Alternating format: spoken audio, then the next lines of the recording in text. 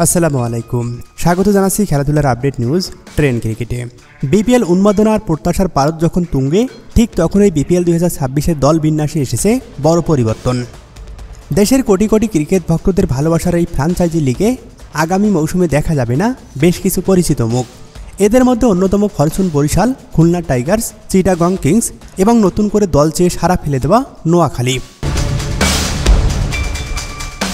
হ্যাঁ দর্শক, ঠিকই শুনেছেন, বিপিএলের অন্যতম জনপ্রিয় এই দলগুলো যারা বছরের পর বছর ধরে মাঠের লড়াইয়ে নিজেদের ছাপ রেখেছে, এবার তাদের অনুপস্থিতি বেশ অনুভূতই হবে। বিশেষ করে খুলনা টাইগার্স, ফরচুন বরিশাল এবং চিটাগং কিংস, যাদের লড়াকু মানসিকতার আগ্রাসী ক্রিকেট অনেক স্মরণীয় মুহূর্ত উপহার দিয়েছে। স্থানীয় খেলোয়াড়দের প্রতিভা বিকাশেও তাদের ভূমিকা ছিল অনস্বীকার্য। কিন্তু কেন এই সিদ্ধান্ত? প্রাথমিক বাছাই থেকে কেন এই তিন প্রতিষ্ঠানকে বাদ দেওয়া হয়েছে? সেই ব্যাখ্যায় বিসিবির আম্পায়ার্স কমিটির চেয়ারম্যান ইফতিকার রহমান মিঠুন বলেছেন, বিপিএল গভর্নিং কাউন্সিল, আইন বিভাগ, আইন কনসালটেন্সি ফার্ম এবং চ্যাটার্ড অ্যাকাউন্টেন্ট ফার্ম প্রাথমিক বাছাই শেষে 11 প্রতিষ্ঠানের প্রাথমিক নথি পর্যালোচনা করা হয়েছে। তাদের মধ্যে এই তিন প্রতিষ্ঠান অযোগ্য বলে চিহ্নিত হয়েছে।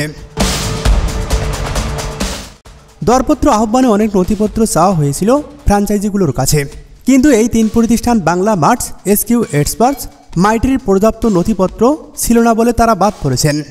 এর বাইরে ফরচুন বরিশাল আসন্ন আসরে অংশগ্রহণ করছেন না। এখন প্রশ্ন হলো, এই শূন্যস্থান পূরণ হবে কিভাবে?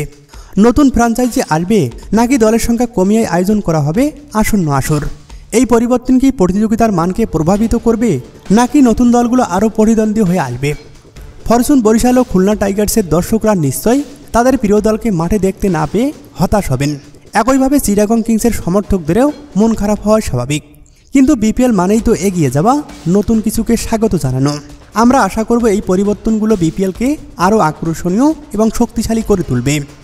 ট্রেন্ডস ক্রিকেটে চোখ থাকবে এই বিষয়গুলোর প্রতিটি আপডেট আপনাদের সামনে তুলে ধরার জন্য। আজ এই পর্যন্ত। খেলাধুলার সব খবর জানতে চোখ রাখুন ট্রেন্ডস ক্রিকেটে।